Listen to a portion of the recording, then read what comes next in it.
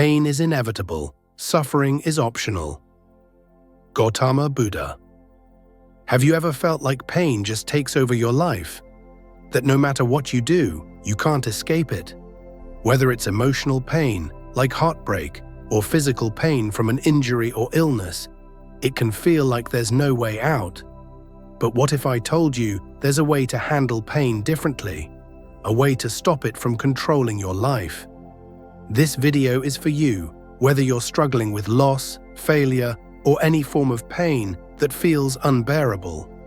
It's for those who want to find peace, to understand why we feel pain and how we can face it without being overwhelmed.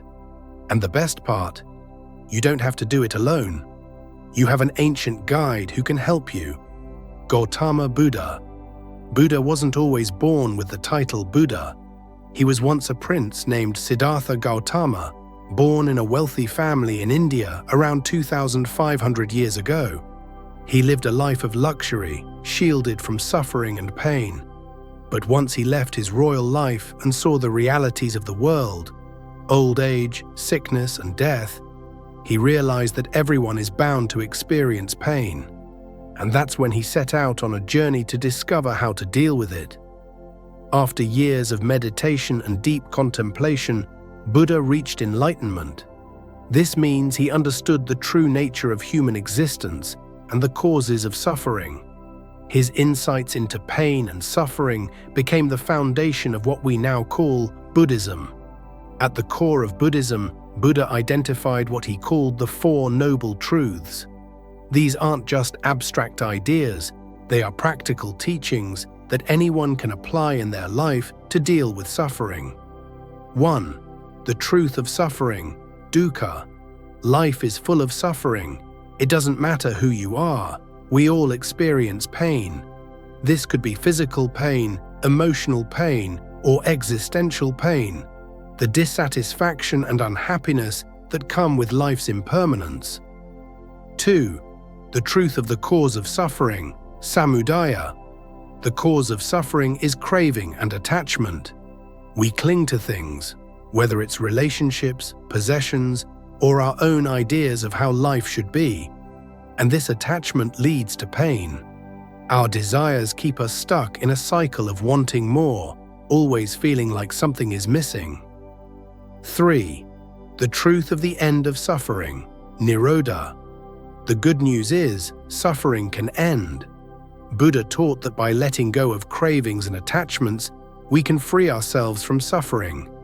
This doesn't mean life is without pain, but it means we can stop letting that pain control us. 4.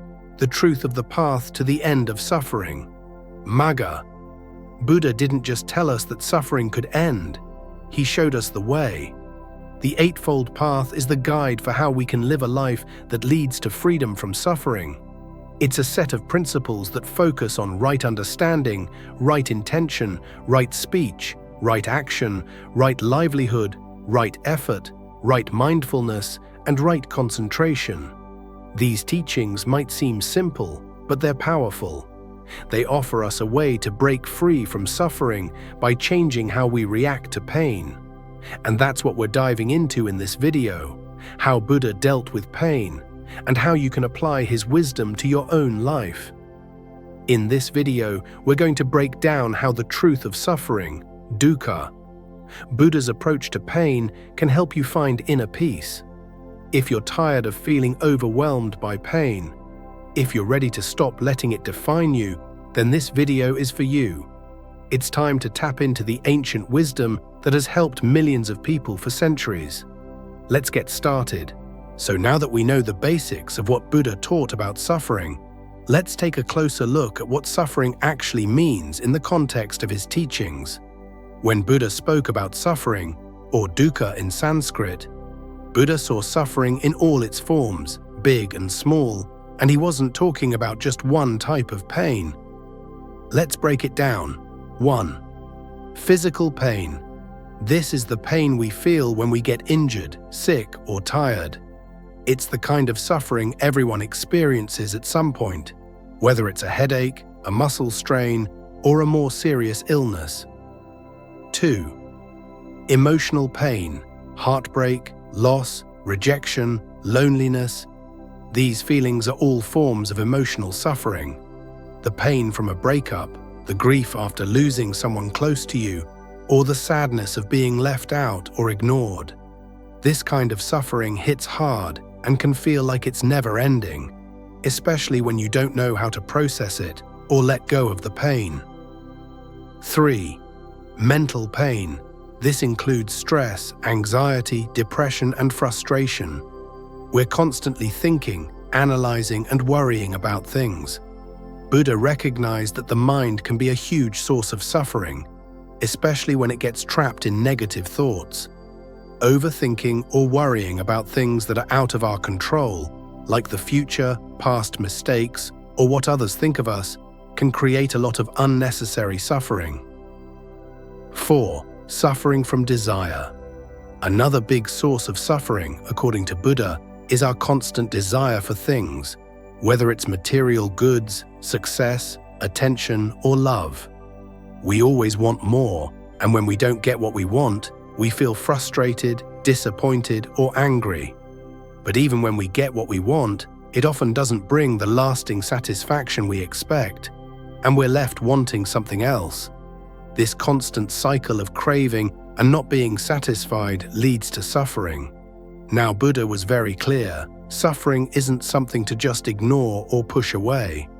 It's not something that only happens to weak people or people who don't have enough positivity. He wasn't telling people to simply suck it up and act like nothing's wrong. What Buddha was saying is that suffering is unavoidable. It's a part of life. Everyone will experience it at some point. The difference is how we respond to it. So when Buddha says suffering is inevitable, it's not a comment on how weak or unlucky we are. It's a comment on the nature of life itself. Nothing in life lasts forever. Things change, people change, and eventually everything will be lost. We age, we get sick, we lose things, and we experience pain. That's just how life works.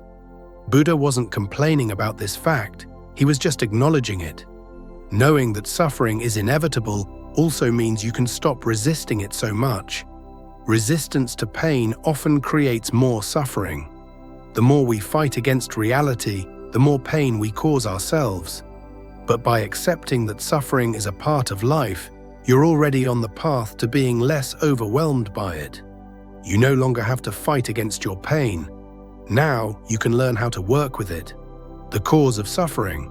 To know how to solve our suffering, we must first dive deep into why we suffer in the first place.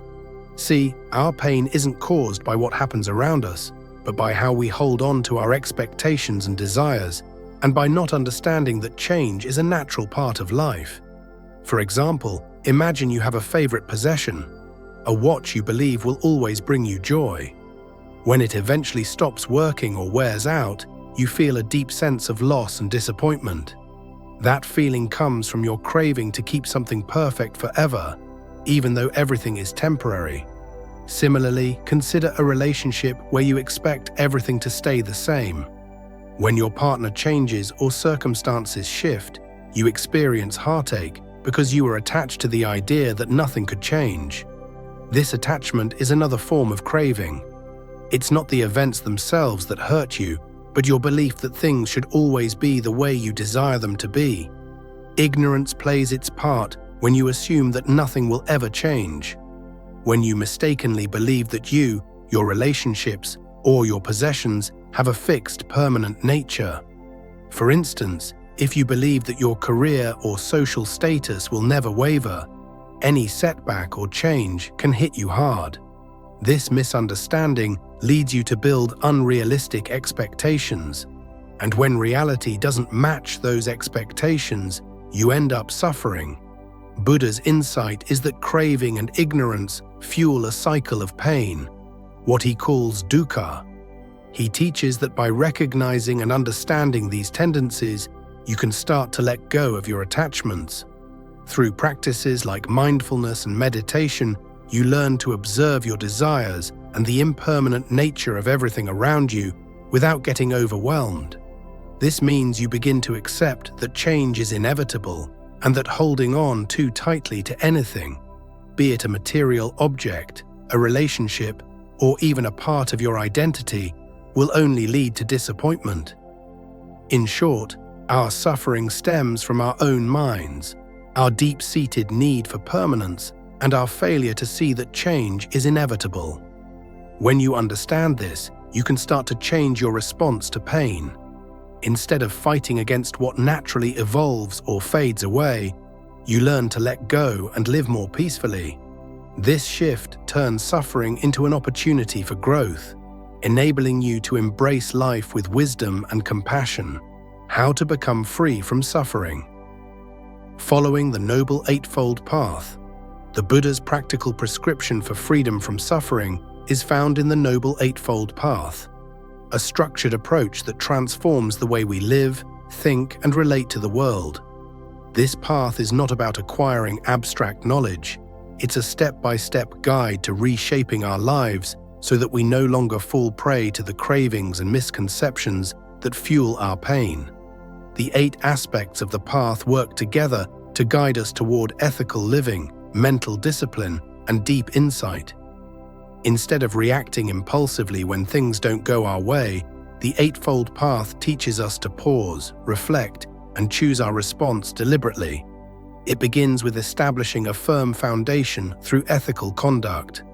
By practicing right speech, right action, and right livelihood, we create a life aligned with kindness and integrity.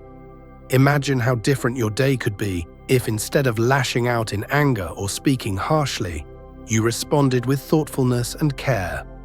Over time, these choices pave the way for a more harmonious and less turbulent inner life. 1. Right effort, right mindfulness, and right concentration. Once your external actions reflect compassion and truth, the focus shifts inward. Right effort means actively cultivating positive mental states while letting go of harmful ones. Think of it as tending to a garden. You remove the weeds of anger and despair and nurture seeds of patience and joy. Right mindfulness is about being fully present in each moment. When you practice mindfulness, you're not getting lost in regrets about the past or worries about the future. Instead, you see things as they are. For example, when faced with a stressful situation, mindfulness allows you to observe your feelings without immediately reacting, providing a moment to choose a more balanced response. Right concentration builds on this by helping you develop a focused mind through meditation.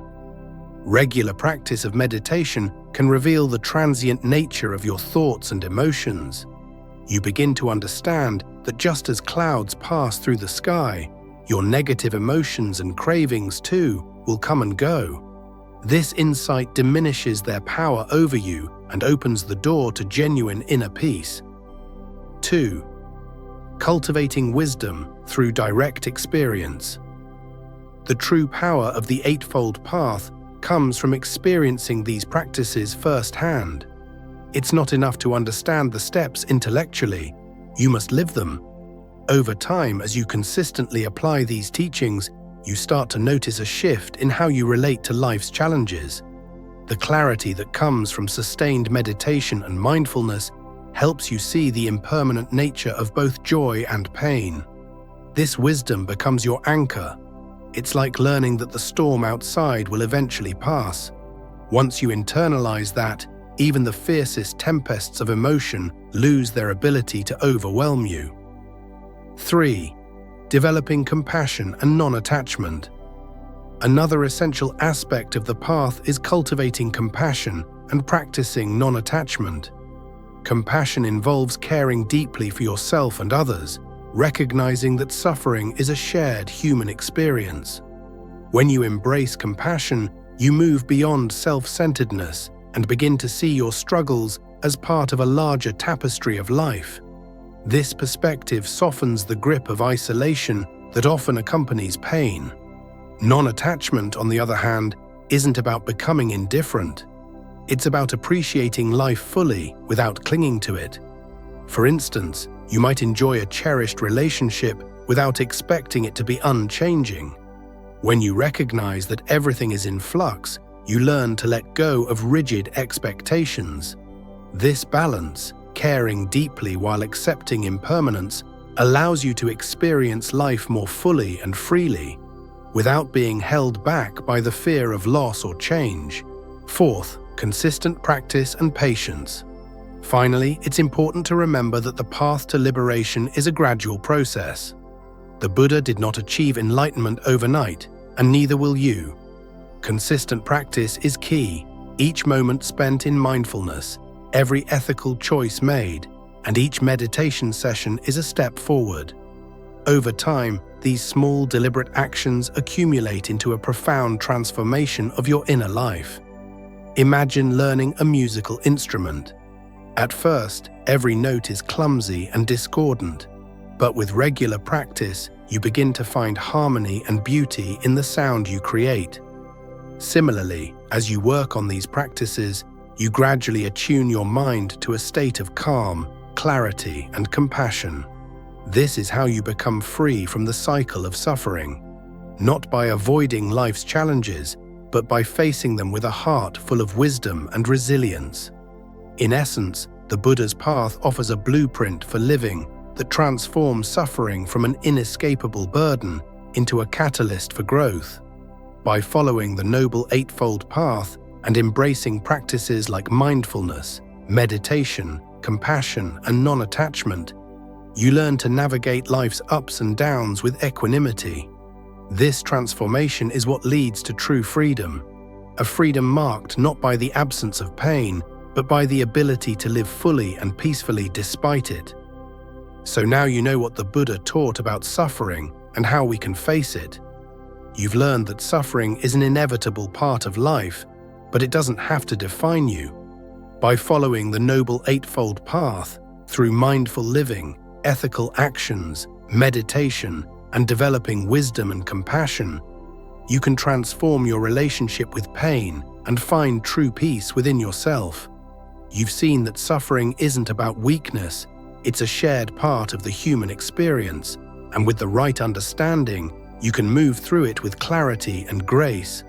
You're not stuck in the cycle of craving and ignorance anymore. Now you've got the tools to face whatever comes your way with a balanced, calm mind. If you found this video helpful and insightful, let me know in the comments. I'd love to hear what you've learned and how you plan to apply these teachings to your life. And don't forget to like the video and subscribe for more content like this to help you grow on your path. Thank you so much for watching and being part of this journey.